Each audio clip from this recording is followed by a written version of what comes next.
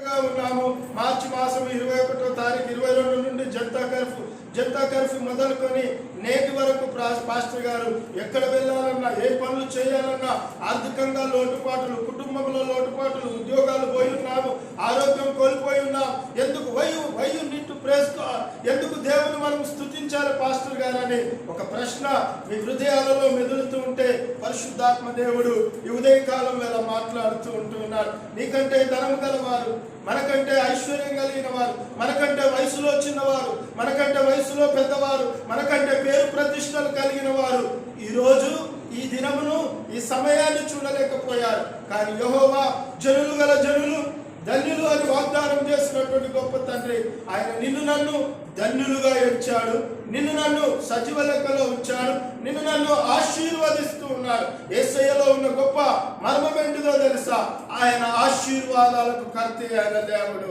ఆయన నిన్ను నన్ను ఆశీర్వదించడానికి ఆయన యోగ్యుడు, ఆయన పూజార్హుడు. ఎందుకంటే ఈ లోకంలో యేసయ్య లాంటి ప్రేమ ఎక్కడ నుండి కూడా మనం పొందుకోలేము. నెవర్. కానీ మనుషులు అనుకునేది ఏంటిదో తెలుసా? ఒక అమ్మాయి ఒక అబ్బాయి ఏమనుకుంటారు తెలుసా? ఆయననే నా లోకం, నేనే ఆయన లోకం అనుకుంటారు. కానీ లోకంలో నువ్వు ఒక వ్యక్తివే కానీ నీవే లోకం కాదు. లోకంలో నీవు ఒక వ్యక్తివే కానీ ఈ లోకమంతా నీది కాదు, ఈ లోకమంతా నాది కాదు. లోకాన్ని సృజించిన సృష్టికర్త అయినటువంటి యేసు ప్రభువు అంటున్నాడు, God so loved the world that he gave his begotten son. దేవుడు లోకముని ఎంతో ప్రేమించి ఆయన ఏకైక కుమారుని లోకంలోకి పంపారు. తల్లికుండున ఈ ప్రేమ, తల్లికుండున, తండ్రికుండున, భార్యకుండున. ఈ రోజులలో ఈ పాట ఇట్లా మాడాలి, ప్రేమికునుకుండున, ప్రేమికురాలుకుండున. ఈ ప్రేమ ఎలా ఉంటాయి? ఫోన్ చేసి ఫోన్లో మాట్లాడితే గంభీరమైన ప్రేమ, ఆ ఫోన్ ఎత్తలేదనుకో ఆ ప్రేమ వెటకారమైన ప్రేమగా మారిపోతుంది. ఎంతో మంది బిడ్డలు రీసెంట్ గా మా ఊరి దగ్గర కూడా 2 చనిపోయారు. ఎవరి బిడ్డలు? Depth in love. ఆ డెప్త్ లో ఏం చేసింది? వాళ్ళ మరణానికి దారి తీసింది. కానీ ప్రభువులో మనకుండే ప్రేమ, ప్రభువులో మనకుండే భక్తి. ఎవరైనా ఇక్కడ నేను దేవుణ్ణి నమ్ముకొని నేను ఖరాబ్ అయిపోయినాను, నేను నాశనం అయిపోయినాను, నేను ఆశీర్వాదాలు పొందుకోలేకపోయినానని ఏ ఒక్క వ్యక్తి కూడా చెప్పలేదు. కానీ ఎక్కడ చెప్తారంటే దేవుని నమ్ముకొని మనం దేవునికి ఇష్టంగా జీవించకుండా మనము దేవుని ఆశీర్వాదాలు కోల్పోతున్నాం. దావీదు జీవితంలో కూడా చూస్తే ఒక గొప్ప ఆత్మీయమైన మర్మం మనకు కనబడుతుంది. ఆ మర్మం ఏంటిదో తెలుసా? ఆయన పడిపోయిన స్థితిని ఆయన జ్ఞాపకం చేస్తారు. ఆయన ఎక్కడైతే పడిపోయాడో, ఎక్కడైతే దేవునికి దూరం అయిపోయాడో, ఎక్కడైతే దేవుణ్ణి అవమానపరిచాడో, ఎక్కడైతే దేవుని సరి అయిన రీతిగా ఆయన జీవించలేకపోయాడో, ఈ రోజులలో కూడా ప్రియమైన దేవుని బిడ్డలారా అందరి కళ్ళు కప్పుతాము. ఎవరి బిడ్డలే కావచ్చు, వయసుతో తారతమ్యం లేకుండా, ఇంక్లూడింగ్ మీ, ఎవరు చూడట్లేదని మనం అనుకుంటాం. కానీ చూసేవాడు ఒకడున్నాడు. Is none other than our Lord Jesus Christ. ఆయన ఎవరో కాదు, నిన్ను నన్ను సృజించిన సృష్టికర్త. ఆయన నిన్ను చూస్తున్నాడు, నన్ను చూస్తున్నాడు, మనందరినీ చూసే దేవుడు, చూస్తున్నటువంటి దేవుడు. అలనాడు దావీదును చూస్తున్నటువంటి దేవుడు. దావీదు దేవుడి వైపు మళ్ళీ ఆయన పాపం చేసిన స్థితిని ఆయన జ్ఞాపకం చేసుకొని అక్కడ కీర్తన గ్రంథంలో చక్కగా మనకు కనబడుతుంది. 51వ అధ్యాయం 1వ వచనంలో, దేవా నీ కృప చొప్పున నన్ను కరుణింపు, నీ వాత్సల్య బాహుల్యము చొప్పున నా అతిక్రమములను తుడిచివేయము, నా దోషము పోవునట్లు నన్ను బాగుగా కడుగుము, నా పాపము పోవునట్లు నన్ను పవిత్రపరచుము. నా అతిక్రమములు, ఇది గొప్ప రికన్సిలేషన్, ఒక గొప్ప మార్పు, ఒక గొప్ప కనువిప్పు. ఏంటిది అని అంటే దావీదు, అయ్యా నేను ఎక్కడైతే పాపం చేశానో, ఎక్కడైతే నేను పడిపోయానో అది నాకు తెలుసు. ప్రియమైన దేవుని బిడ్డలారా, ఈ ఉదయకాలం వేళ నువ్వు ఏ స్థితిలో పడిపోయావో, ఏ పరిస్థితులలో పడిపోయావో పరిశుద్ధాత్మ దేవుడు మనల్ని దర్శిస్తూ ఉన్నాడు. దావీదు అంటున్నాడు, అయ్యా నా అతిక్రమములను, నా దోషములను, నా పాపములను కడుగు దేవా, నా పాపములు నాకు తెలిసే ఉన్నవి. ఎక్కడ నేను తప్పు చేశానో ఆ తప్పు నాకు తెలుసు దేవా. Can you pray such a prayer? మన ప్రేయర్లో ఒక మార్పు చేద్దామా? నువ్వు ఏ తప్పు చేశావో నీకు తెలిసి ఆ తప్పును మనం ఒప్పుకోలేదు. తప్పు ఒప్పుకొని వాడు క్షమించబడతాడు. ఒప్పుకోకుండా ఉంటే దేవుని శాపాలు మన మీదకి వస్తాయి. కాబట్టి ప్రియమైన దేవుని బిడ్డలారా, నీ రక్షణ ఆనందము నాకు మరలా పుట్టించుము. దావీదు రక్షించబడలేదని కాదు, అక్కడ దేవుని గొప్పతనాన్ని చూసినటువంటి వాడు, దేవుని గొప్ప ఆశీర్వాదాలు పొందుకొని ఒక స్త్రీని చూసి మోసపోయాడు. ఇక్కడ ఉన్నటువంటి మనలో ధనాన్ని చూసి మోసపోతున్నావా? నీ బిల్డింగ్ను చూసి నువ్వు మోసపోతున్నావా? నీ భార్యను చూసి నువ్వు మోసపోతున్నావా? నీ భర్తను చూసి నువ్వు మోసపోతున్నావా? భర్తనే దేవుడు కాదు, భార్యనే దేవుడు కాదు, నిన్ను నన్ను సృష్టించిన సృష్టికర్త అయిన దేవుడే మన దేవుడు. కాబట్టి ప్రియమైన దేవుని బిడ్డలారా, గొప్ప విరిగి నలిగిన మనస్సు ఆయనకి ఇష్టమైనది.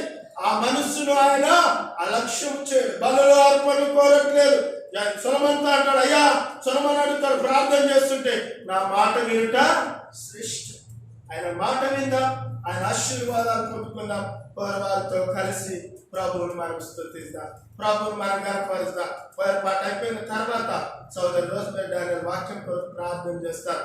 అక్కడ నిలబడి ప్రార్థన చేయడమా, దేవుని మనం స్తుతిద్దాం. దేవుని వాక్యాన్ని రాష్ట్ర ప్రేమయ్య గారి వాక్యాన్ని అందిస్తూ ఉంటుండగా ఆరోగ్య పాట పాడుతూ ప్రభువును స్తుతిద్దాం.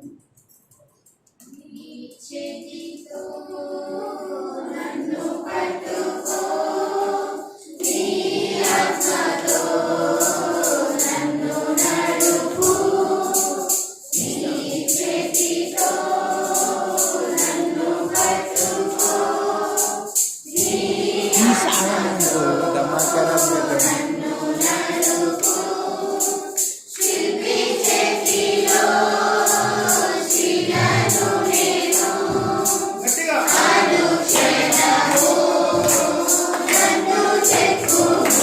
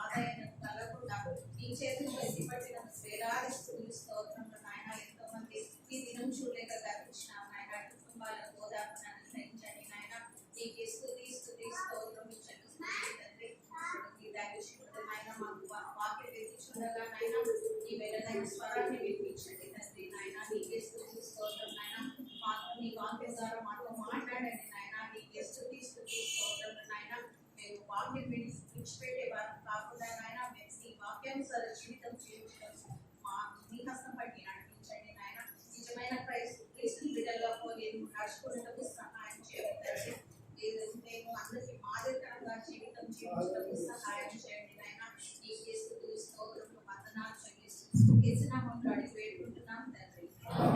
సంగమా దయచేసి కూర్చోవాలని మనం చేస్తున్నాను. ఇప్పటి వరకు చిన్న బిడ్డలు పెద్దవారు కలిసి ప్రభును స్తుతించడానికి మనకు కరెక్ట్ టైంకి 10:30కి 11 రండి కన్నా చిన్న బిడ్డలు దేవుడు మిమ్మల్ని అప్కమింగ్ పోయారు వీళ్ళు ఇంకొక 10-15 ఏళ్ళు మన దగ్గర ఉండేటోళ్ళు. తర్వాత వాళ్ళు కూడా అమ్మాయిలు కాబట్టి వాళ్ళ లైఫ్లకు వెళ్ళిపోయేవారు.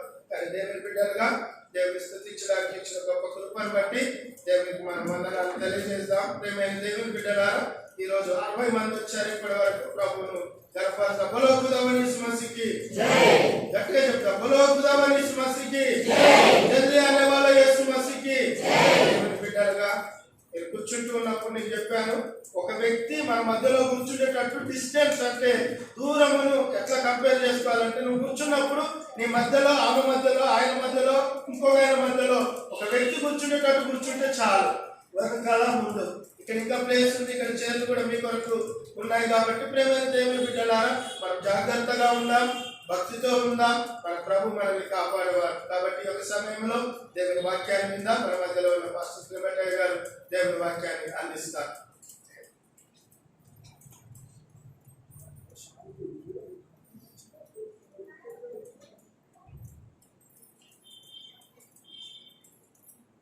దేవుని ఘనమైన నామమునకు మహిమ కలుగును గాక. ఈ మధ్యాహ్న కాల సమయంలో ప్రభు సన్నిధికి వచ్చిన ప్రతి ఒక్కరికి కూడా ప్రభు అయిన యేసుక్రీస్తు నామంలో శుభములు తెలియజేస్తూ ఉన్నారు. ఈ మధ్యాహ్న కాల సమయంలో మరి బహు క్లిష్టమైనటువంటి పరిస్థితుల్ని మనం ఎదుర్కొంటూ ఉన్నాం. లేక ఈ యొక్క భయంకరమైనటువంటి వైరస్ యొక్క ప్రభావము అందరిపై పడుతూ ఉన్నా కొంతవరకు మరి మనం అందరం కూడా దేవుని సన్నిధిని ప్రేమిస్తూ ఆయన సన్నిధికి రావడము, దేవుడు మనందరినీ కూడా ఆ విధమైనటువంటి భద్రతలో మనల్ని ఆయన సన్నిధిలోకి నడిపించినందుకై దేవుడికి వందనాలు చెల్లిస్తూ ఉన్నాం. ఈ సమయంలో మనం చదువుకున్నటువంటి ఈ దినానికి ఏర్పాటు చేయబడినటువంటి లేఖన భాగము అందరికీ తెలిసిన లేఖన భాగము. అనేక సేవకులు ఈ వేదికపై నుండి ప్రసంగము చేసినటువంటి లేఖన భాగము. అయినా దానిలో ఏదైనా మనకు ఇంకా తెలియని విషయం ఏదైనా ఉందేమో అని దేవుడు ఈ దినాన ఆ లేఖన భాగాన్ని మన కొరకు ఏర్పాటు చేయడం అయినది. మరి ఇక్కడ మనం చదువుకున్నాం. అందుకు ప్రభువు నీవు వెళ్ళుము, అన్య జనుల ఎదుటను రాజుల ఎదుటను ఇశ్రాయేలీయుల ఎదుటను నామము భరించుటకు. ఇక్కడ అనేక విషయాలు ప్రస్తావింపబడుతూ చివరి భాగంలో ఇతడు నేను ఏర్పరచుకొనిన సాధనమై ఉన్నాడు. దానికి ముందు ఎన్నో మాటలు ఉన్నాయి. ఇక్కడ ఒక ప్రత్యేకమైనటువంటి విధానాన్ని లేక ఒక ప్రత్యేకమైనటువంటి గుర్తింపును దేవుడు తెలియజేస్తూ ఉన్నాడు. అయితే ఈ సంభాషణ అననీయ అనబడేటువంటి ఒక గొప్ప దైవ జనునికి చెప్పబడుతూ ఉన్నది. కారణం ఏంటి? ఆ ముందు భాగాల్లో మనం 13, 14 వచనాలు లేక ఆ పై భాగాలు మనం చదివితే, ఆ పై భాగాలు 13 వచనాలకు ముందు పై భాగాలు మనం చదివితే, ఒక వ్యక్తి దేవుని చేత పట్టబడ్డాడు, ఒక వ్యక్తిని దేవుడు మార్చివేశాడు, ఒక వ్యక్తిని దేవుడు తన సాధనంగా ఎన్నుకోవాలని తన యొక్క పరిశుద్ధాత్మ చేత అతన్ని బంధించినట్టు మనం చూస్తాం. మరి ఆ వ్యక్తి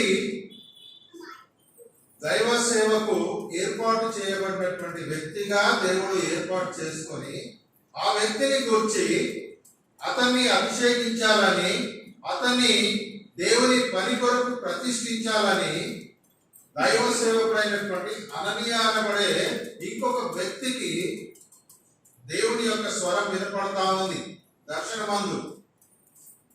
అననీయ, ఈ వ్యక్తి దమస్కులోనే ఉంటున్నాడు. అననీయ, నీవు వెళ్ళి ఫలానా ప్రాంతానికి, ఫలానా గృహంలోకి నువ్వు వెళ్ళు, అక్కడ ఒక వ్యక్తి ఉంటాడు, అతనిపై చేతులుంచి ప్రార్థించు అనేటువంటి విషయాన్ని తెలియజేస్తూ ఉన్నాడు. వెంటనే అననీయ యొక్క ప్రతిస్పందన, అయ్యా 13, 14 వచనాల్లో, ఈయన కొరకు నన్ను ప్రార్థన చేయమంటావేంటి?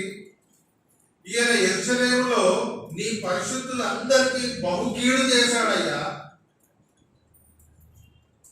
అంతేకాకుండా నీ నామము ధరించినటువంటి వారిని, నీ యొక్క రక్షణ స్వార్థను ప్రకటించే వారిని అందరినీ బంధించడానికి అధికార పత్రాలు పొందుకొని ఉన్నటువంటి వ్యక్తి కొరకు ప్రార్థన చేయమంటావేంటి దేవా అని అన్నప్పుడు, దేవుడి యొక్క సమాధానం లేక దేవుడి యొక్క ఆజ్ఞ, నీవు వెళ్ళు, ఇతడు నేను ఏర్పరచుకొనిన సాధనము, ఇతను నా కొరకు ఎన్నో శ్రమలు భరించాలి, రాజుల ఎదుట, ఇశ్రాయేలు ప్రజల ఎదుట, అందరి ఎదుట నేను ఇతన్ని నిలవబెట్టబోతూ ఉన్నాను. ఈ చివరి 15వ వచనంలో చివరి భాగము, ఇతడు నేను ఏర్పరచుకొనిన సాధనమై ఉన్నాడు. ఒక అద్భుతమైనటువంటి సత్యాన్ని మనం తెలుసుకోబోతూ ఉన్నాం. దైవ సేవకులు కానివ్వండి, సంఘాలు కానివ్వండి, దైవ కార్యం కానివ్వండి, ఇవన్నీ కూడా మానవ ఏర్పాటుతో చేయబడ్డవి కాదు. ఒక సేవకుని ఎన్నుకోవాలి అని అంటే మానవులమైనటువంటి మనము ఎన్నుకుంట కాదు, అది దేవుని చిత్తమై ఉండాలి. పాస్టర్ శ్రీనివాస్ గారు దేవుని పిలుపుని అందుకొని వచ్చారు, కానీ ఏదో ఒక సంఘం పిలిస్తే రాలేదు, లేక ఏదో ఒక తెగవారు పిలిస్తే రాలేదు, లేక ఎవరో చెప్తే తను సేవకు సమర్పించుకోలేదు. దేవుని కార్యము అతనిలో జరిగినందున దేవుని యొక్క పిలుపుని అందుకొని, లేక దేవుని యొక్క చిత్తానుసారంగా అతనిలో జరిగినటువంటి ఆత్మ కార్యమును బట్టి నిజ దేవుని గురించినటువంటి అద్భుత సత్యాలను తెలుసుకోవడం ద్వారా దేవుని యొక్క నామాన్ని ప్రకటించడానికి దైవ సేవకులు దేవుని సేవలో ఉంటూ ఉన్నారు. వీరిని ఏ మానవుడు ఎన్నుకోలేదు, లేక ఏ సంఘము ఎన్నుకోలేదు, ఏ మనుషుడు ఎన్నుకోలేదు. ఒకవేళ ఇవన్నీ కూడా చరిత్రలో మనం చూడగలిగితే, దేవుడు ఏర్పరచుకొనిన వ్యక్తులు దైవ కార్యములు చేయుటలో లేక దైవ కార్యములు చేస్తున్నటువంటి సందర్భాల్లో అనేక విషయాల్లో దేవుని చిత్తానికి లోబడి, దేవుని పిలుపుని అందుకొని, దేవుని చిత్తానుసారంగా వారి యొక్క పనులు జరిగించారు.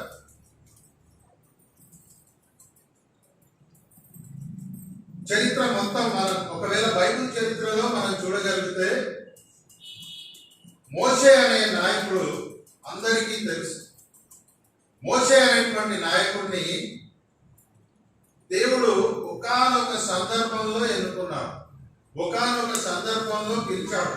ఎలాంటి పరిస్థితుల్లో పిలిచాడు, తను ఎక్కడున్నప్పుడు పిలిచాడు, ఏ విధమైనటువంటి ఉద్దేశంతో పిలిచాడు అనేటువంటి వివరాలన్నీ చూస్తే నిర్గమాకాండం నుండి ప్రారంభమవుతాయి. తాను దేవుని పర్వతమైనటువంటి హోరేబు నందు తన మామ అయినటువంటి ఇత్రో యొక్క మందలు కాస్తూ ఉండగా అరణ్యంలో ఉన్నాడు. ఏ మానవుడు తనతో లేడు, లేక ఎవరి యొక్క సహవాసంలో తను లేడు. ఒంటరిగా మందలు కాస్తూ ఉన్నాడు. భయంకరమైనటువంటి ఆ యొక్క జంతువుల మధ్య ఉంటూ ఉన్నాడు. ఇక ఏ మానవుడితో సంబంధం లేనటువంటి ఆ దట్టమైనటువంటి అరణ్యంలో తన యొక్క మందను కాస్తూ ఉన్నాడు. ఆ సందర్భంలో ఆ యొక్క పొదల్లో అగ్ని జ్వాలలు కనపడుతూ ఉన్నాయి, కానీ ఆ యొక్క పొద కాలిపోతులేదు. ఆ విధమైనటువంటి దృశ్యాన్ని మోసే చూడడం జరిగింది. ఆ యొక్క పొద నుండి దేవుడి యొక్క స్వరం వినపడింది, దైవదూత యొక్క స్వరం వినపడింది. ఆ యొక్క స్వరము, ఆ సంభాషణ తర్వాత మోషేని దేవుడు ఒక సాధనంగా ఏర్పాటు చేసుకున్నాడు అనేటువంటి విషయాన్ని మనం అక్కడ గమనించగలం. ఆ స్వరం విన్న వెంటనే మోషే దైవ కార్యములు చేయడానికి కార్యోన్ముఖుడై తిరిగి తను ఐగుప్తు దేశానికి వెళ్ళవలసినటువంటి అవసరత ఏర్పడ్డది. అనేక సంవత్సరాలుగా, లేక వందల సంవత్సరాలు, దాదాపుగా 400 సంవత్సరాలుగా ఐగుప్తు దాస్యంలో ఉన్నటువంటి ఆ యొక్క ఇశ్రాయేలు ప్రజల యొక్క మూలుగులు, ప్రార్థనలు దేవుడు విన్నాడు. వారి యొక్క వెట్టి పనులలో వారికి కలుగుతున్నటువంటి శ్రమలు ఆయన విన్నాడు. వారి యొక్క బాధలు ఆయన చూశాడు. వారి యొక్క మొరను ఆలకించి వీరి యొక్క దాస్యం నుండి నేను వీరిని విడిపించాలి, కనుక వీరికి ఒక నాయకుడు అవసరం, వీరిని నడిపించడానికి ఒక మార్గదర్శకుడు అవసరము అనేటువంటి ఉద్దేశంతో మోషేను దేవుడు తిరిగి ఐగుప్తులకు నడిపించినట్లు మనం చూస్తాం. ఆ విధంగా వారి యొక్క జీవితాల్లో దేవుడు ఏర్పరచుకున్నటువంటి నాయకులు దేవుడి కార్యం చేస్తూ ఉండగా అక్కడ దేవుడు అద్భుతంగా వారిని నడిపించి ఐగుప్తు దాస్యం నుండి విడిపించి ఎర్ర సముద్రాన్ని దాటించి ఆ యొక్క అరణ్య మార్గంలో పయనిస్తూ పాలు తేనెలు ప్రవహించేటువంటి ఆ యొక్క కనాను దేశంలోకి వెళ్ళేటువంటి మార్గమందు ఉన్నటువంటి ఆ యొక్క అరణ్య యాత్రలో ఈ ప్రజలు అన్ని మేలు మర్చిపోయి ఆహారం కొరకు సరిగా ఇవన్నీ విషయాలు మనకు తెలుసు. అయినా సందర్భాన్ని బట్టి, వాక్యాన్ని బట్టి కొన్ని విషయాలు మనం జ్ఞాపకం చేసుకోవాల్సినటువంటి అవసరత ఉన్నది కనుక తిరిగి నేను చెబుతూ ఉన్నాను. అయితే ఆహారం కొరకు సరిగారు, నీళ్ళ కొరకు సరిగారు. అయ్యో మేము అక్కడ ఐగుప్తులో వెట్టి పనులు చేసినా సరే మాకు క్రమంగా మాంసం కూడా మాకు అందించేవారు. ఇక్కడ మాంసం లేదు మాకు ఇక్కడ అక్కడ ఉండేటువంటి తాజా రకమైనటువంటి ఉల్లిపాయలు కానివ్వండి, కీరకాయలు కానివ్వండి, ఇవన్నీ లేవు అని నాయకత్వంపై సనగడం ప్రారంభించారు. నాయకుడిపై సనగడం ప్రారంభించారు. అయినా దేవుడు అక్కడ కూడా అద్భుతాన్ని జరిగించి వారు కోరికలల్లా వారికి అనుగ్రహిస్తూ వచ్చాడు. అయినా తిరుగుబాటు స్వభావం,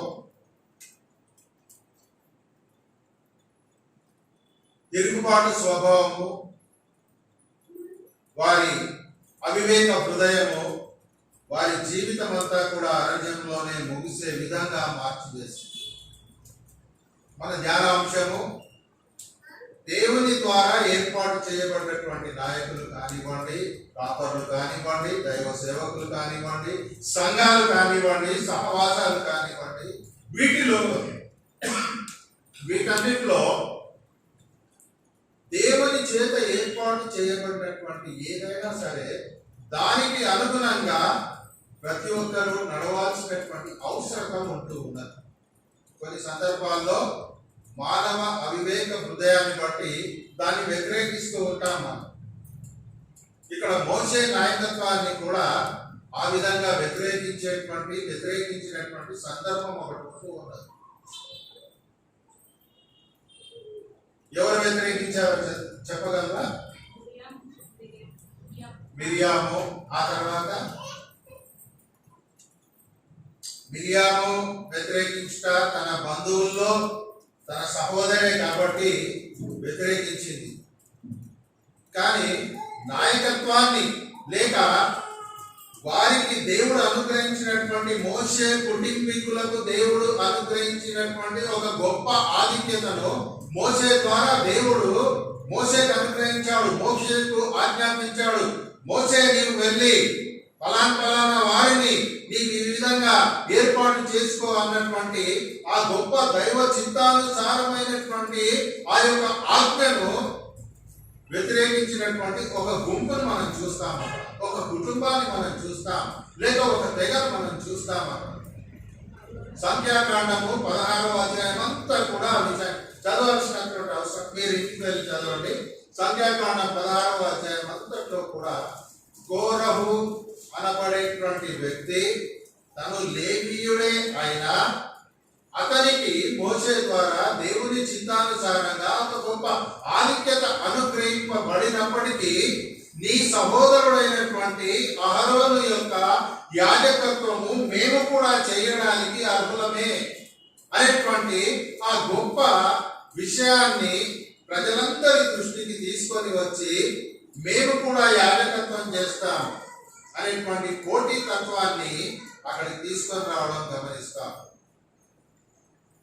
అనగా దేవుని యొక్క చిత్తానుసారంగా అహరోను వారి కుటుంబీకులు యాజకులుగా దేవుని ద్వారా ఏర్పాటు చేయబడినటువంటి విషయాన్ని విస్మరించి వారికి పోటీగా మేము కూడా సమర్థులమే, మేము కూడా యాజకత్వం చేస్తాము, మేము కూడా యాజకులుగా చెలామణి అవుతాము, మీరు మీ కుటుంబీకులు మాత్రమే ఈ యొక్క ఆధిపత్యానికి అర్హుల అనేటువంటి అర్థాన్ని ఇచ్చే విధంగా వీరి యొక్క వాదన అక్కడ ఉంటూ ఉన్నది.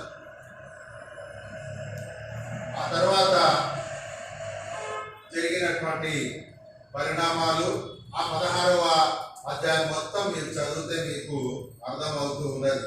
అయితే ఇక్కడ మరి ఇశ్రాయేలు ప్రజలు భారభరితమైనటువంటి ఐగుప్తు దాస్యం నుండి విడిపించాడు మోషే, అనేక విపత్తుల నుండి వారిని తప్పించాడు మోషే, వారు కోరినది వారికి అనుగ్రహించాడు మోషే. ఇవన్నీ కూడా దేవుని చిత్తానుసారంగా జరుగుతూ ఉంటే వీటన్నిటినీ విస్మరించి లేక దేవుడి యొక్క మేలులను విస్మరించి దేవుడు చేసినటువంటి మంచి పనులను విస్మరించి దేవుని ద్వారా ఏర్పాటు చేయబడినటువంటి దైవ సేవకులను లేక దేవుని ప్రతినిధిగా ఉంటున్నటువంటి నాయకుడిని మీరు వ్యతిరేకిస్తూ ఉన్నారు. ఇక్కడ మనము తెలుసుకోవాల్సినటువంటి విషయం ఏంటంటే ఇక్కడ ఒక విషయాన్ని మనం గమనిద్దాం. 16వ అధ్యాయం సంఖ్యాకాండం 16వ అధ్యాయము 11వ వచనంలో ఒక చక్కని మాటను మనం గమనిస్తాం. ఆ అధ్యాయం అంతా చదివితే ఈ విషయం మనకు తెలుస్తుంది, కానీ సందర్భానుసారంగా మనకు కావాల్సినటువంటి వాక్యాన్ని మాత్రమే మనం చదువుకుందాం. 16వ అధ్యాయం 11వ వచనాన్ని ఒకసారి చూద్దాం. చదవం.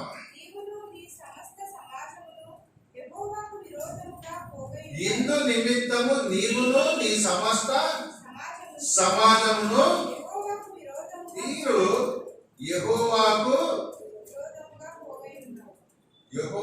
విరోధంగా కోరవు కుటుంబము పోగై ఉన్నారు. ఆహా, నాకు బలగం లేదా, లేక నా వెనకాల మనుషులు లేరా? ఇది నేడు సంఘాల్లో, సహవాసంలో, ఆయా క్రైస్తవ సంస్థల్లో, కుటుంబాల్లో, బంధువుల్లో చూద్దాం.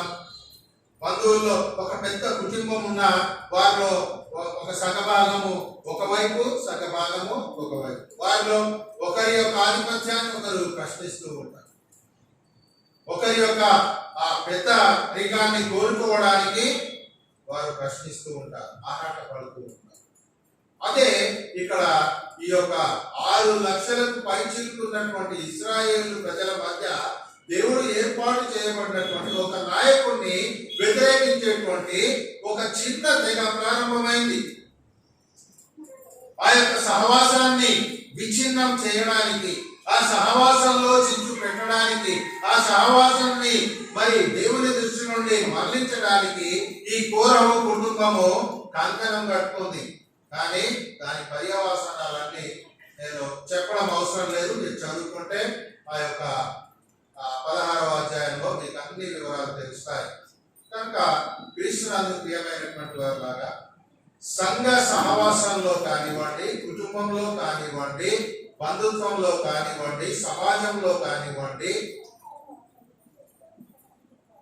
సజావుగా ఉండేటువంటి వాతావరణాన్ని విచ్ఛిన్నం చేసేటువంటి కొన్ని శక్తులు లేక కొన్ని తెగలు ప్రతినిత్యం ప్రయత్నం చేస్తూ ఉంటాయి. ఉదాహరణకి సంఘ సహవాసాన్ని విచ్ఛిన్నం చేయాలని కొన్ని సంఘాల్లో మనం చూస్తూ ఉన్నాం. కొన్ని కుటుంబాల్లో వారి యొక్క కుటుంబ జీవన విధానం విచ్ఛిన్నం కావడానికి కొందరు కారకులు అవుతారు. బంధువుల్లో వారి యొక్క సత్సంబంధాలను విడదీయడానికి లేక వారి యొక్క మంచి బంధుత్వంలో మరి విచ్ఛిన్నము కలిగించే విధంగా కొందరు బయలుదేరుతారు. కానీ వారి యొక్క ప్రయత్నాలు ఎప్పటికీ ఫలింపవు. అందుకే అపోస్తలుడైన పౌలు రోమా సంఘానికి దేవుని యొక్క సందేశాన్ని తెలియజేస్తూ రోమా సంఘంలో ఉండేటువంటి విశ్వాసులకు ఇలాంటి వారిని గూర్చి, ఎవరైతే దేవుని యొక్క సహవాసాన్ని విచ్ఛిన్నం చేయాలని, దేవుని యొక్క నాయకత్వాన్ని విచ్ఛిన్నం చేయాలని, దేవుని యొక్క ప్రజల మధ్య గందరగోళాన్ని సృష్టించాలి అని అనేటువంటి ప్రయత్నాలు చేసే వారిని గూర్చి జాగ్రత్తగా ఉండండి అని దేవుడు రోమా సంఘంలో ఉండేటువంటి విశ్వాసులకు తెలియజేస్తూ ఉన్నాడు. రోమా పత్రిక 1వ అధ్యాయము 21-22 వచనాలు మనం చదివితే అక్కడ ఒక గొప్ప అద్భుతమైనటువంటి సత్యాన్ని మనం తెలుసుకోగలం. మరియు వారు దేవుని ఎరిగి దేవునిగా మహిమపరచలేదు. కోరవు కుటుంబానికి తెలుసు దేవుడు అద్భుతమైనటువంటి దేవుడు, దేవుడు మహత్తరము చేసేటువంటి దేవుడు, అద్భుత కార్యాలను చేసి ఆ యొక్క ఐగుప్తు దాస్యం నుండి విడిపించాడు మమ్మల్ని. ఆయన గొప్ప శక్తివంతుడైనటువంటి దేవుడు అనేటువంటి అన్ని విషయాలు తెలిసి కూడా ఆయనను వారు దేవుడిని ఎరిగి ఆయనను దేవునిగా మహిమపరచలేదు. విశ్వాసంలో ఉండేటువంటి గుడ్డితనం ఏంటంటే మనకు మేలు జరిగినప్పుడే దేవుడు గుర్తుంటాడు, మన మంచి జరిగినప్పుడే దేవుడు గుర్తుంటాడు, మనం అనుకున్న జరిగిన ప్రతి సమయంలో దేవుడు గుర్తుంటాడు. ఎప్పుడైతే మనకి ఏదైతే దొరకదో లేక దేన్నైతే సాధించమో అప్పుడు వారు దేవుని మహిమపరచడానికి వెనుకంజ వేస్తారు. వారు దేవుని ఎరిగి ఆయనను దేవునిగా మహిమపరచలేదు. ఇక్కడ కౌరవ కుమారుడు కూడా, కౌరవ కుటుంబం కూడా ఆ విధంగానే చేసింది. చదవం. కృతజ్ఞతాస్తుతులు చెల్లింపలేదు కానీ తమ వాదముల యందు వ్యర్థులయ్యారు.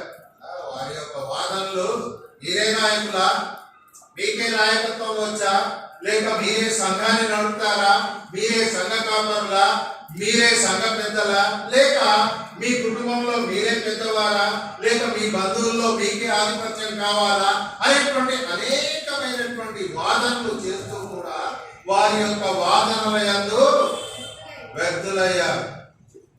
ఆ ప్రయత్నం చేసే వారి యొక్క ప్రయత్నాలన్నీ కూడా వ్యర్థమే. ఒకరిని గూర్చి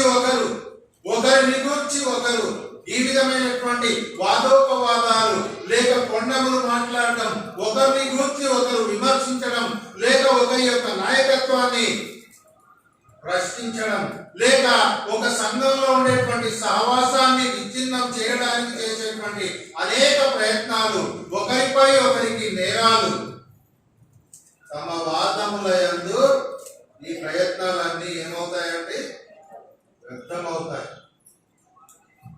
నీవు దేవునిలో ఉన్నట్లయితే, దేవుని నామాన్ని అంగీకరించినట్లయితే, యేసుక్రీస్తు నామంలో బాప్తిసం పొంది ఒక విశ్వాసిగా జీవిస్తున్నట్లయితే నీ వాదనలు అనవసరము, నీ యొక్క ప్రయత్నాలు అనవసరము.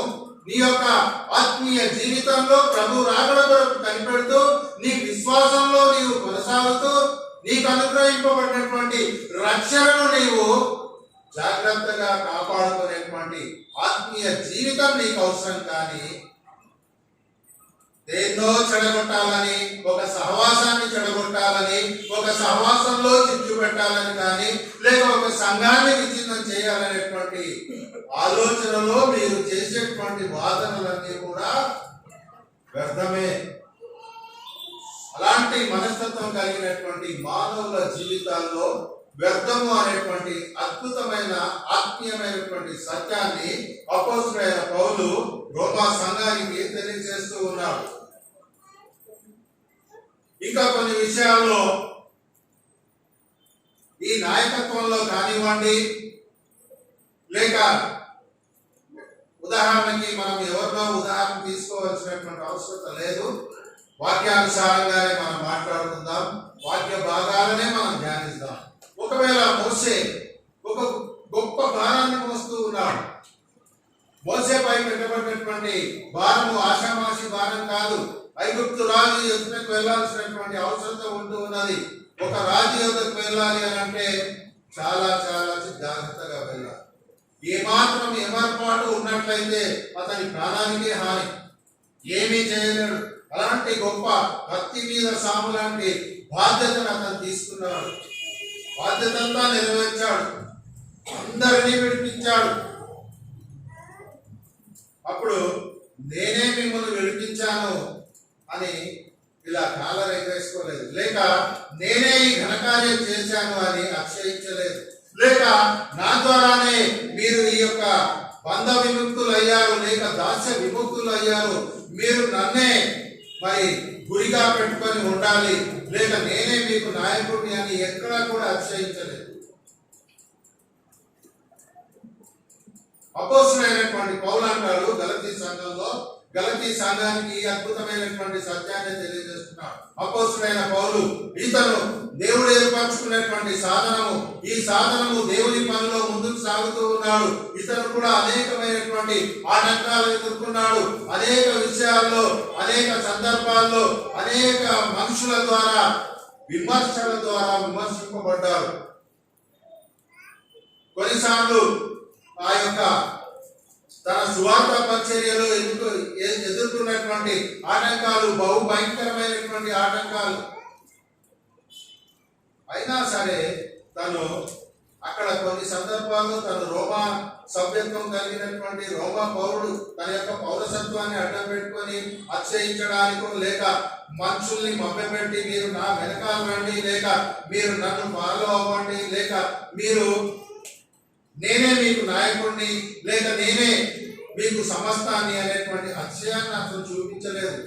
అతను తన యొక్క జీవితంలో దేవుని ద్వారా పట్టబడి, దేవుని ద్వారా ఏర్పాటు చేయబడి, దేవుని యొక్క ఉద్దేశాన్ని, పరలోక సంబంధమైనటువంటి సత్యాన్ని ప్రకటించడానికి అనేకుల ఎదుట నిలువబడవలసి ఉన్నది. కనుక ఆయన తను తాను అతిశయించుకోకుండా మనుషుల మధ్య జీవిస్తూ అనేక రకములైనటువంటి స్వభావం కలిగిన మానవుల మధ్య ఉంటూ యూదులు విమర్శిస్తున్నారు, రోమియోలు విమర్శిస్తున్నారు, అనేక రకాలుగా విమర్శలకు గురి అవుతూ ఉన్నారు. నీ ఒకప్పుడు ఈ యూదా ప్రజల్ని, లేక క్రైస్తవులుగా పిలువబడేటువంటి వారిని, క్రీస్తు నామం ధరించినటువంటి వారిని చంపడానికి ప్రయత్నం చేశావు. ఒకప్పుడు వారిని బంధించడానికి అధికార పత్రాలు పొందుకున్నావు. వారి యొక్క సంఘాలన్నీ విచ్ఛిన్నం చేశావు.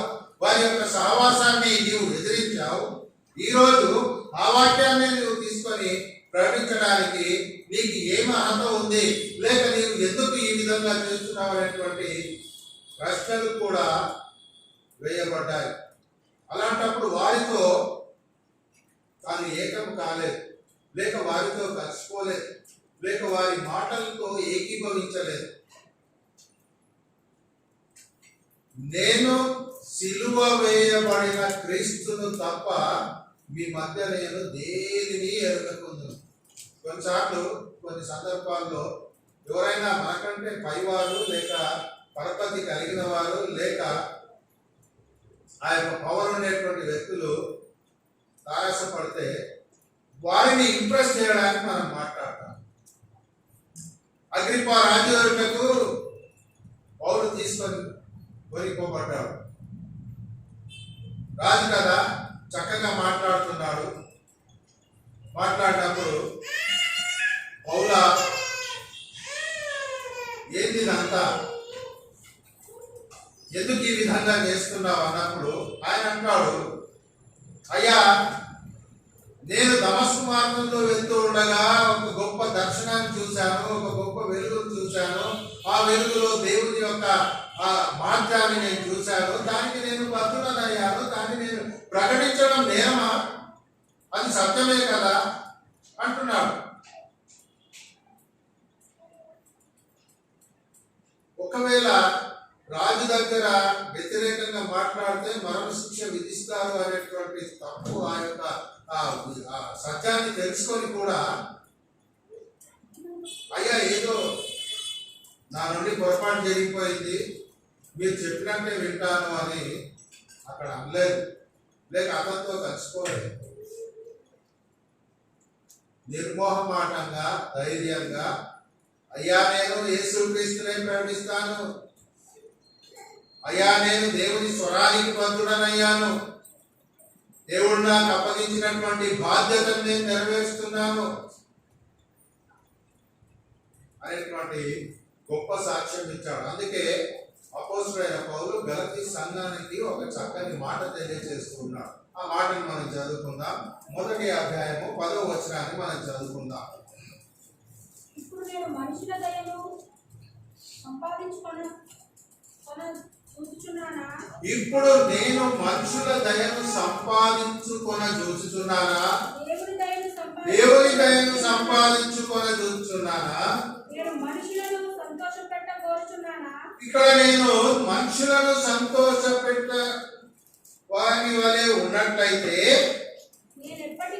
నేను ఎప్పటికీ క్రీస్తు నేను ఎప్పటికీ మనుషులను సంతోషపెట్టువాడనైతే క్రీస్తు దాసులను కాకపోదును. క్రీస్తు చేతిలో క్రీస్తు కొరకు ఒక గొప్ప సాధనంగా నేను ఎన్నుకోబడ్డాను.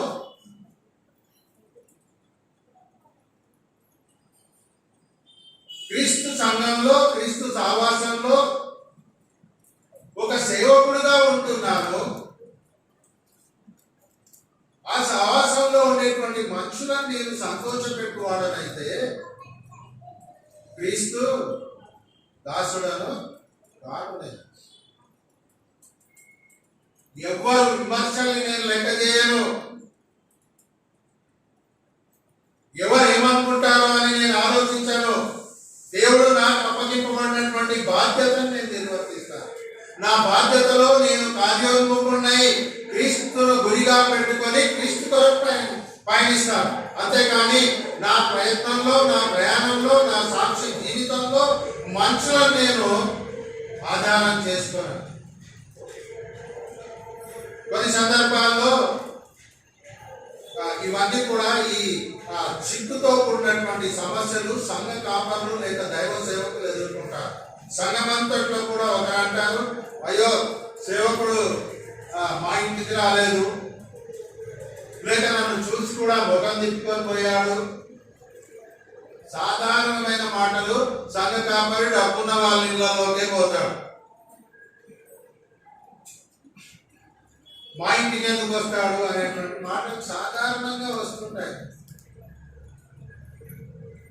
అంటే డబ్బున్నోళ్ళనే సంఘ కాపరి సంతోష పెడతారు. ఈ మాటను బట్టి డబ్బు లేని వాళ్ళ ఇళ్లలోకి వెళ్ళడానికి సంఘ కాపరి వెనుకంజ వేస్తాడు. ఈ మాటలు సర్వసాధారణంగా ప్రతి సంఘంలో ఉంటాయి, కానీ అది పొరపాటు, అది చాలా తప్పు. ఇక్కడ పౌలు అంటున్నాడు, నేను మనుషులను సంతోషపెట్టువాడనైతే నేను క్రీస్తు దాసుడను కాదు.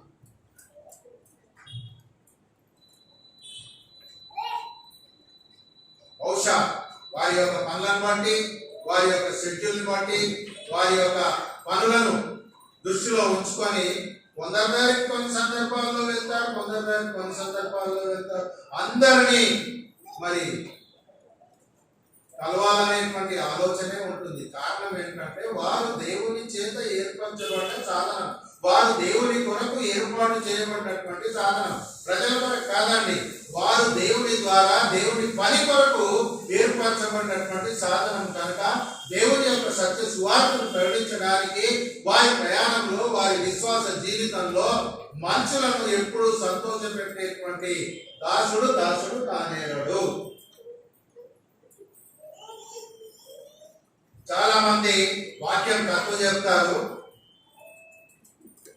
మాటకారితనం ఎక్కువ చూపిస్తుంటారు. ఇక ఒక సంఘ సభ్యుడితో సంఘ కాపరి యొక్క సంభాషణ విని ఆ సంఘ సభ్యుడు, అబ్బా సంఘ కాపరి ఎంతో గొప్పవాడు, అప్పు ఆయన చాలా మంచోడు అని సర్టిఫికెట్ ఇచ్చేస్తారు. అది కాదండి. సంఘ కాపరి ఏ ఒక్కరి పక్షానికి చెందినవాడు కాదు, ఏ ఒక్కరిని గురించి మాట్లాడేవాడు కాదు. అది మనం గమనించాలి. వారిపై పెట్టబడిన భారము, వారు మోస్తున్నటువంటి భారాన్ని మనం అర్థం చేసుకోవాలి. కనుక ఇదే విషయాలన్నీ కూడా కొన్నిసార్లు ఈ నాయకత్వాన్ని గురించినటువంటి విషయాలన్నీ కూడా కొన్ని సందర్భాల్లో ప్రభు అయినటువంటి యేసు క్రీస్తు వారు సువార్త ప్రకటిస్తూ ఉన్నాడు. ఆయన యెరూషలేములో రాజుగా ప్రవేశించాడు, యెరూషలేమునకు వచ్చాడు, ఆయన రాజుగా ఉన్నాడు అనేటువంటి విషయాన్ని ప్రజలు గుర్తించారు. వ్యతిరేక గుంపు కూడా గుర్తించింది. వారిలో కొందరు రోమా ప్రభుత్వాన్ని ఎదిరిస్తూ, రోమా ప్రభుత్వానికి వ్యతిరేకంగా ఉంటున్నటువంటి కొందరు యూదులు, యూదా మత పెద్దలు, వీరందరూ కూడా యేసు క్రీస్తు యొద్దకు వచ్చి, అయ్యా నీవు మాకు రాజుగా ఉంటావా? కారణం ఏంటంటే వారి స్వార్థపూరితమైనటువంటి అవసరతల కొరకు ఇహలోక సంబంధమైనటువంటి రాజుగా నీవు మాకు ఉంటే ఈ రోమా ప్రభుత్వాన్ని మేము ఎదిరించగలము, రోమా ప్రభుత్వాన్ని మేము పడగొట్టగలము, ఈ రోమా ప్రభుత్వంలో మాకు కూడా స్వేచ్ఛ ఉంటూ ఉన్నది.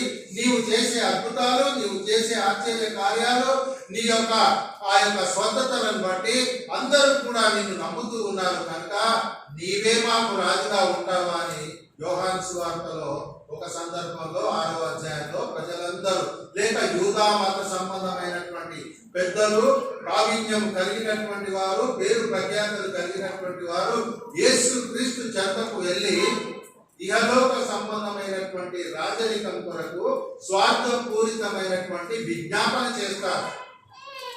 వారి యొక్క ఆలోచన ఎరిగి ఆయన అక్కడి నుండి తప్పుకుంటారు. అంటే నేను ఈ లోక సంబంధమైనటువంటి రాజు కాదు, నా రాజ్యం వేరు, మీ రాజ్యం వేరు, నా రాజ్యం పరలోక సంబంధమైనటువంటి రాజ్యం. కనుక ఇహలోక సంబంధమైనటువంటి రాజ్యానికి నేను ఎప్పటికీ రాజు కాదు. అనగా మానవులని ఇంప్రెస్ చేయడానికి, లేక మీరు ఎన్నుకున్నారు కదా నేను రాజు కదా, ఆహా నేను మీకు రాజుగా ఉంటాను అని మానవులను సంతోషపెట్టేటువంటి వాడుగా క్రీస్తు ప్రభు అక్కడ మనకు ఏర్పడలేదు. తన యొక్క హోదాను, వారు ఇస్తున్నటువంటి ఆ యొక్క ఆధిక్యతను ఆయన నిరాకరించారు. కనుక క్రీస్తునందు ప్రియమైనటువంటి వారి ద్వారా ఈ మధ్యాహ్న కాల సమయంలో ఇతడు నేను ఏర్పరచుకొనిన సాధనము, దేవుని ద్వారా ఏర్పరచబడినటువంటి సాధనాలు, సంఘాలు, కాపరులు, సేవకులు, ప్రతి వారు కూడా దేవుని చిత్తాన్ని నెరవేర్చేవారుగానే వారి యొక్క జీవితాలను ముగించారు. పరిశుద్ధ గ్రంథం అంతటి మనం చూస్తే కొన్ని సందర్భాల్లో దావీదు కూడా, అప్పుడు వారికి రాజు లేడు ఇశ్రాయేల్ ప్రజలకి, మొదటి రాజుగా సౌలును ఏర్పాటు చేసిన దేవుని చిత్తానికి అనుగుణంగా సౌలు లేనప్పుడు దావీదును దేవుడు అభిషేకింపజేసి దావీదుకు ఒక గొప్ప ఆధిక్యత ఇచ్చాడు. దానికి అంతటి కారణం ఏంటంటే దావీదు యొక్క గొప్పతనము, తాను మహాశూరుడు, బలాఢ్యుడు, యుద్ధ నైపుణ్యం తెచ్చినటువంటి ఆ యొక్క గొల్యాతును సంహరించిన తర్వాత ఆ వెంటనే ప్రజలందరూ కూడా ఏమన్నారంటే సౌలుకు వేలు, దావీదుకు 10,000 పొగిడారు. తిరిగి తాను అరణ్యంలో సౌలు చేత తరమబడుతున్నటువంటి సమయంలో తనను వెంబడించినటువంటి ఒక తెగవారు, నీవు చేస్తున్నటువంటి ఈ పనిని బట్టి మాకు ఆహారం లేకుండా పోతుంది, లేక మేము అనేక చిక్కుల్లో పడుతూ ఉన్నాము, నీవు చేసినటువంటి ఈ యొక్క తప్పుడు నిర్ణయాలను బట్టి నేను మిమ్మల్ని కొట్టి చంపాలి అనేటువంటి ఆలోచనలోకి వస్తున్నాం. రాళ్లతో కొట్టబడేటువంటి సందర్భాలు వచ్చాయి. ఏ నోరైతే 10,000 అని చెప్పిందో, ఏ నోరైతే 10,000 అని పొగిడిందో, అంటే నాయకత్వంలో అన్నీ భరించాలి. పౌలు జీవితంలో అన్ని భరించాడు. పౌలు జీవితంలో అన్ని ఎదుర్కొన్నాడు. పౌలు తన యొక్క బాధ్యతను సక్రమంగా నిర్వర్తించి, ఇదిగో విశ్వాస సంబంధమైన మంచి పోరాటం నేను పోరాటం. ఒక సేవకుడిగా, ఒక సంఘముగా, వ్యక్తిగతంగా నీ విశ్వాస జీవితంలో ఇదిగో నేను విశ్వాస సంబంధమైనటువంటి మంచి పోరాటం నేను పోరాడుతున్నాను. లోకాన్ని చూడట్లేదు, ఇతరుల్ని చూడట్లేదు, ధనాన్ని చూడట్లేదు, లేక ఆశతో కూడినటువంటి సౌధాలను నేను చూడట్లేదు. నా విశ్వాస జీవితంలో నేను మంచిగా పోరాడుతూ ఉన్నాను. నా కొరకు ఉంచబడినటువంటి ఆ యొక్క జీవ కిరీటాన్ని దృష్టిలో పెట్టుకొని నేను జీవిస్తూ ఉన్నాను. మరి ఎంతమంది ఆ తలంతో ఉన్నారు?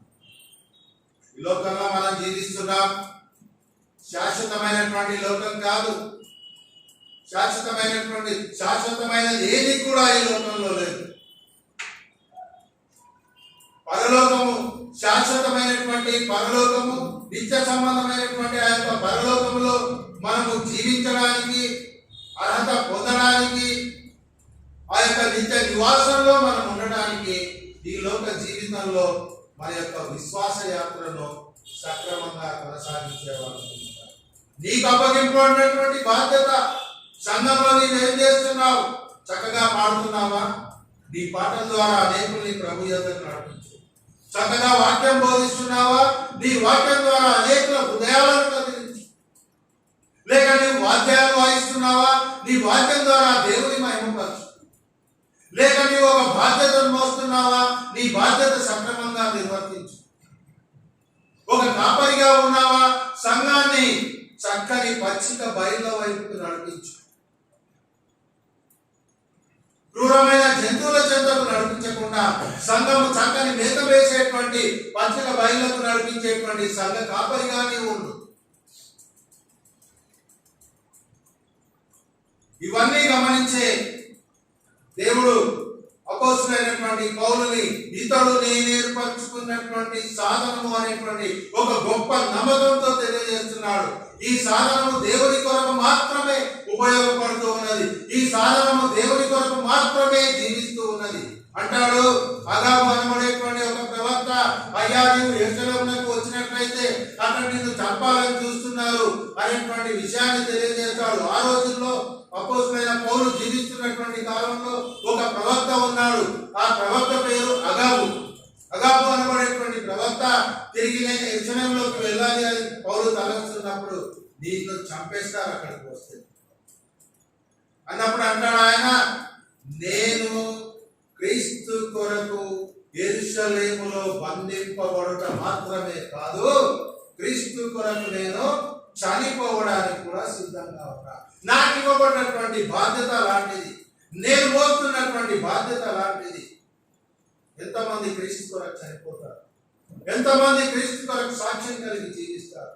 అలాంటి గొప్ప బాధ్యతను మనం ఈ మధ్యాహ్న కాల సమయంలో జ్ఞాపకం ఉంచుకొని, కుటుంబంలో నీ బాధ్యత, ఆత్మీయ జీవితంలో నీ బాధ్యత, సంఘంలో నీ బాధ్యత కేవలము దేవుని గురిగా పెట్టుకొని మాత్రమే నిర్వర్తించాలని ఈ మధ్యాహ్న కాల సమయంలో దేవుని వాక్యం ద్వారా మనం హెచ్చరింపబడుతున్నాం. కనుక ఇతరుల వైపు చూడకుండా,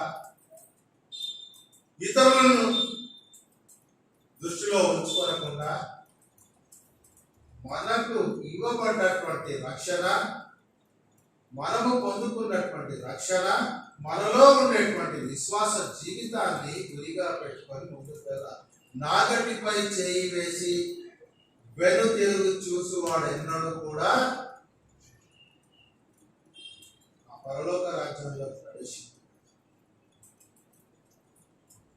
కనుక నీ గురి, సంఘములో నీ గురి, సహవాసంలో నీ గురి, కుటుంబంలో నీ గురి, సమాజంలో నీ గురి, నీకు ఇవ్వబడినటువంటి బాధ్యతను మాత్రమే గుర్తు. ప్రార్థన చేసుకుందాం. మా గొప్ప దేవ పరిశుద్ధుడా, ఈ మధ్యాహ్నకాల సమయంలో మీరు మాపై ఉంచినటువంటి బాధ్యతను మేము సక్రమంగా నిర్వర్తించే విశ్వాస జీవితాన్ని మాకు అనుగ్రహించండి.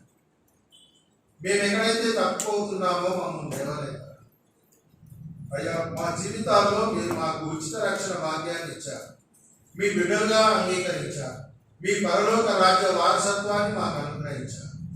ఈ లోకం శాశ్వతమైనది కాదు, తాత్కాలికమైనటువంటి లోకము.